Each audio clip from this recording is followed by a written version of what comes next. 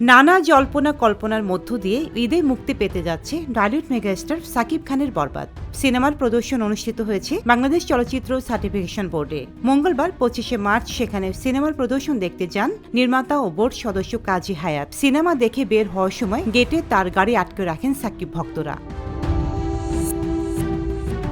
কাজী হায়াত গাড়ি থেকে নেমে তাদের সঙ্গে কথা বলার চেষ্টা করলে ভক্তরা সাকিবিয়ান বলে স্লোগান দিতে থাকেন। এই সময় এই নির্মাতার সঙ্গে উত্তপ্ত বাক্য বিনিময়ের এক পর্যায়ে তিনি বলেন, আমার মারুফেরও লোক আছে বললে আরও রোশানলে পড়েন তিনি। এই ঘটনার প্রতিবাদ জানিয়েছেন কাজী হায়াত পুত্র চিত্রনায়ক কাজী মারুফ। বিষয়টি নিয়ে ফেসবুক লাইভে বলেন, কাজী হায়াত বাংলাদেশ চলচ্চিত্র সার্টিফিকেশন বোর্ডের সদস্য। উনি যেটা করেছেন তা একান্তই ওনার ব্যাপার। উনি যে সিদ্ধান্ত নিয়েছেন তা সেই ছবির ভালোর জন্যই নিয়েছেন, দেশের জন্য করেছেন।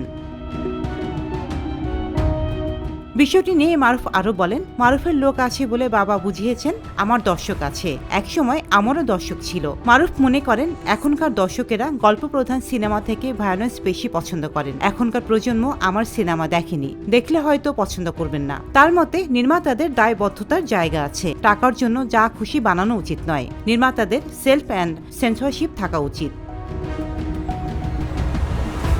এ সময় কাজী হায়াতের সিনেমায় ব্যবহার করা অশ্লীল বাক্য ও গালি নিয়ে সমালোচনার জবাবে বলেন, ধর সিনেমার কথা বলবেন, যদি আপনারা এই সিনেমার বোঝার ক্ষমতা রাখেন তাহলে আপনারা নীতিবান হবেন, দেশকে নিয়ে ভাববেন।